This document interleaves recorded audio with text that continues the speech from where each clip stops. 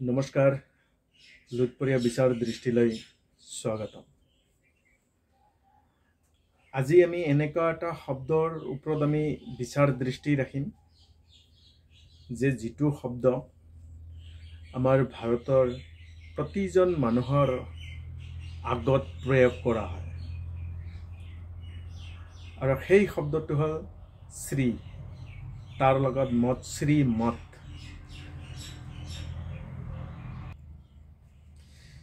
শ্ৰীমত শব্দৰ ওপৰত আজি আমি অলপ পৰ্যালোচনা কৰোঁ।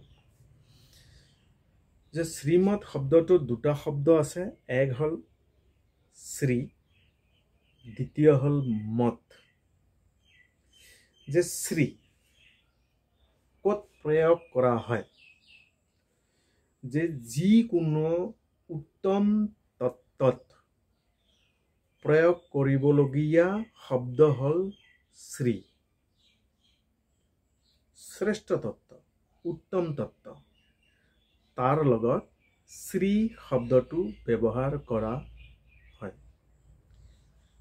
এটা শ্ৰী যেনে সৌন্দৰ্য, সমৃদ্ধি, লক্ষ্মী, শক্তি, যাৰ লগত যি শ্ৰেষ্ঠ তত্ত্ব আছে সেই তত্ত্ব শ্ৰীৰে ব্যক্ত হয়।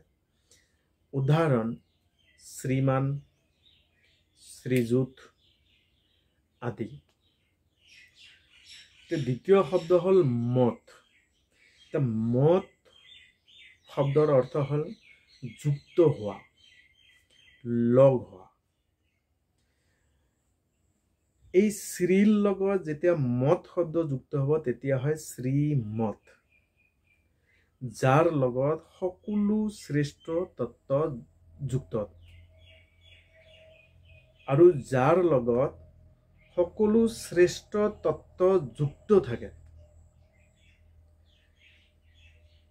তাৰ আগত শ্ৰীমত শব্দ ব্যৱহাৰ কৰা হয় বা শ্ৰীমত শব্দ প্ৰয়োগ কৰা হয়। যেনেকৈ বিশেষকৈ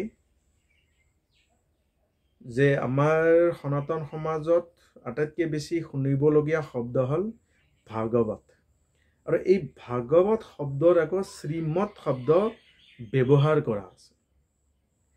যে এই কাৰণে ব্যৱহাৰ কৰা আছে যে ভাগৱতখন হ'ল এখন শ্ৰেষ্ঠ শাস্ত্ৰ, শ্ৰেষ্ঠ তত্ত্বযুক্ত এখন শাস্ত্ৰ। সেইকাৰণে ভাগৱতৰ আগত শ্ৰীমত শব্দ ব্যৱহাৰ কৰা হৈছে। যে ভাগৱত কিয় শ্ৰেষ্ঠ? যে আমি যে ভগৱান আৰু ভাগৱত শব্দৰ অৰ্থৰ যি ভিডিঅ' তাত বিতংকৈ আলোচনা কৰা আছে, আপোনালোকে সেই ভিডিঅ'টো এবাৰ চাব। যে ভাগৱত গ্ৰন্থ যে মানৱ জীৱনৰ চলিবৰ কাৰণে বা আমাৰ যি পঞ্চভূত আছে সেই পঞ্চভূতক ঠিক মতে পৰিচালনা কৰিবৰ কাৰণে যি নীতি নিৰ্ধাৰণ বা যি কথাৰ উল্লেখ আছে বা যি কথা তাত ব্যক্ত কৰা আছে, সেই কথাখিনি আজিৰো যে সময় উপযোগী শ্ৰেষ্ঠ তত্ত্ব তাত নিহিত হৈ আছে, অন্তৰ্ভুক্ত হৈ আছে। যেই কাৰণে ভাগৱত শব্দৰ সন্মুখত শ্ৰীমত শব্দ প্ৰয়োগ কৰা হৈছে। এইকাৰণে কোৱা হয় শ্ৰীমদ ভাগৱত। কাৰণ কি আজিৰ সাম্প্ৰতিক পৰিস্থিতিত